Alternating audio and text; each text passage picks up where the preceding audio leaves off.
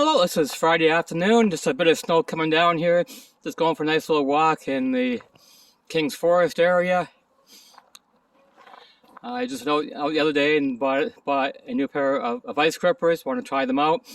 And there they are down there.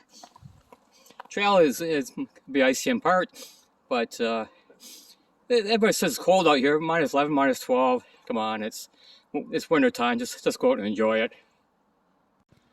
They're just looking over the edge here.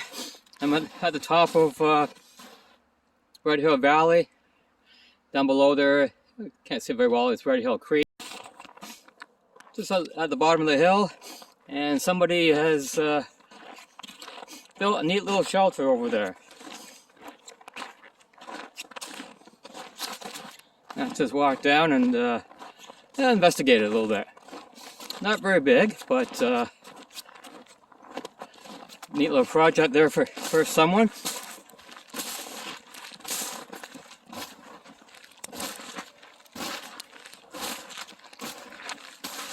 Oh yeah, room for one person to sit inside. A bit of protection from the snow.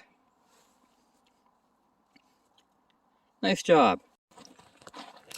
Let's just follow it along here. At the bottom, and you can go straight and say along Red Hill Creek, or you can turn right here and follow the Bruce Trail. This will eventually cross Red Hill Expressway and go up towards Falcons Falls area. Not as well traveled, but somebody's been here before because there is a small pathway that somebody has cleared out, so they've walked along here before. I'm fogging up here. I had thought about, whether I should wear the ice grippers or whether I should wear my snowshoes with me. You see, I showed you earlier, the pathway has been cleared out. Somebody's been here before, so it's easily walked just with ice grippers or whatever.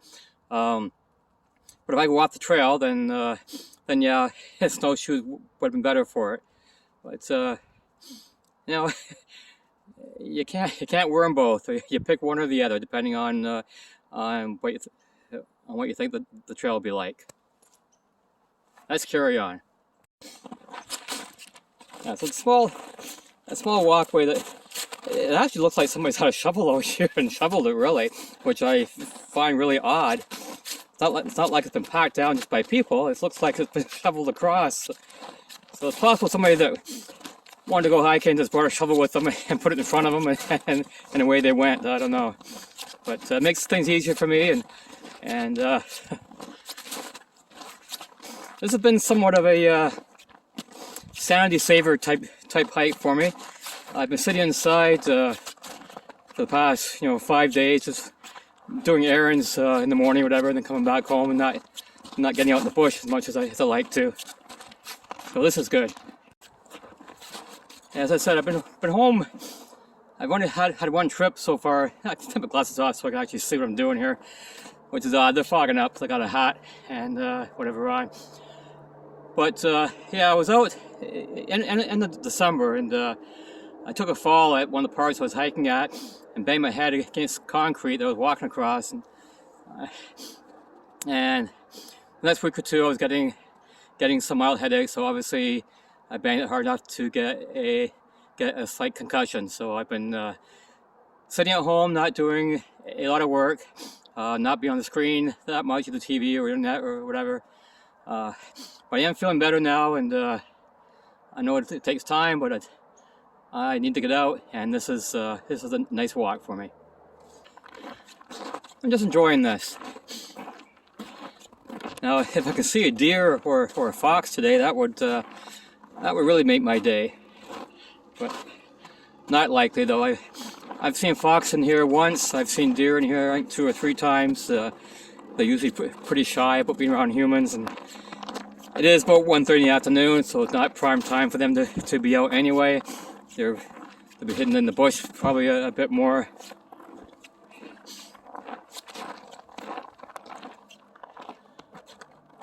I am stopping a lot just to look at the scenery and just admire where I am today.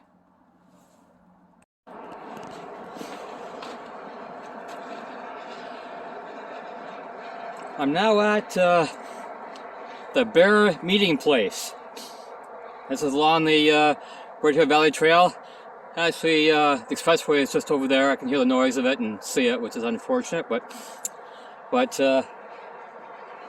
the bear meeting place was something special to. I hope I pronounce the names right. I'm sorry if I don't. To both the Haudenosaunee and the Shenandoah people, and they would travel through the valley. And the black bear, which is the bear meeting place, black bear, which is what we used to have in this area, is a symbol of strength and power, and they associated it with spiritual medicine. And one story has the giant bear, which they called Okaru, and that's in Mohawk language, which I can't speak very well, that once roamed these lands, and seldom seen, but this bear has always left his big footprint in the landscape. That's one of the stories. There's also another story, and this one I've told to my cubs a long time ago. It's about the stars, and when you see the Big Dipper overhead, which is actually part of what we call Ursa Major, which is the Big Bear, the Seneca people said that the 4 stars in the Dipper represent the 4 legs of the bear. And the 3 stars in the handle are actually the hunters that are chasing that bear. So this is a sacred area.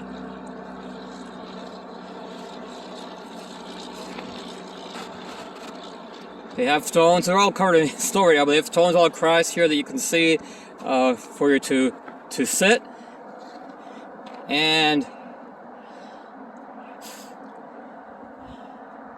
to meditate and to thank the bear and just to acknowledge that this is their land.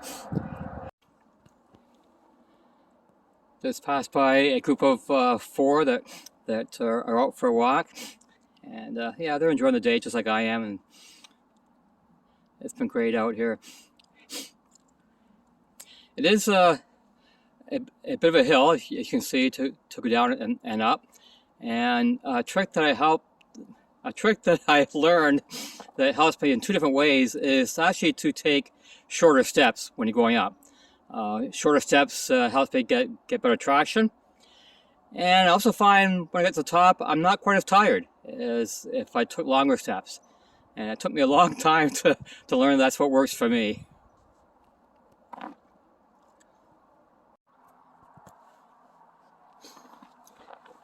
I'm now at a junction here.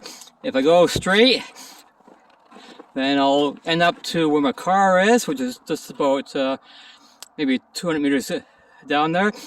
Or take this small little side trail here called the Mud Street Side Trail. It actually leads to the top of Albion Falls, which I think I'll go for. Go walk down there and see how much ice there is at the falls. Besides, this is probably the road less traveled, which is always nice to do.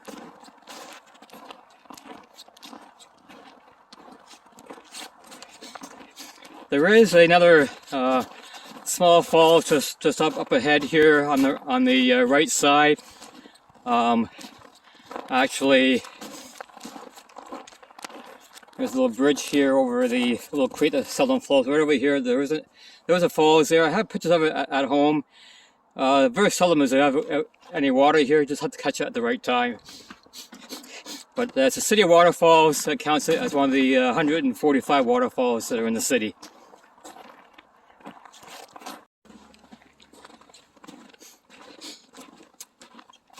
Heading along the side trail, just going up towards the Albion Falls.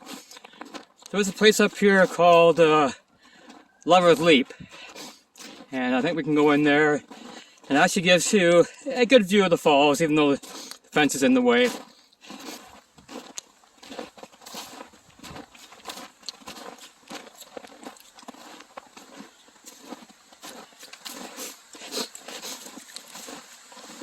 Oh, there's I hear water.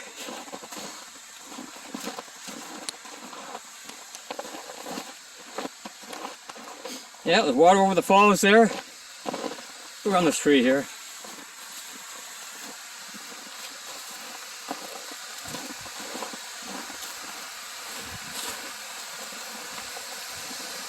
I wish there was a little hole here that I could, how's that?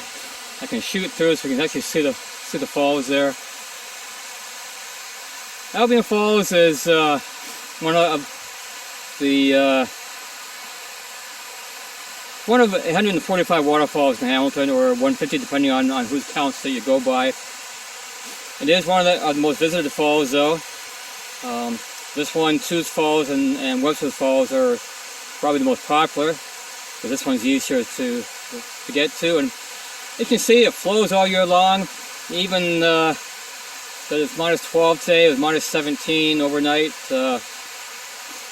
Just trying to move the camera a little bit, you get the fence in the way. But yeah, even in the cold, you got water flowing over here over Red Hill Creek, and it's a nice spot to stop and view the falls at.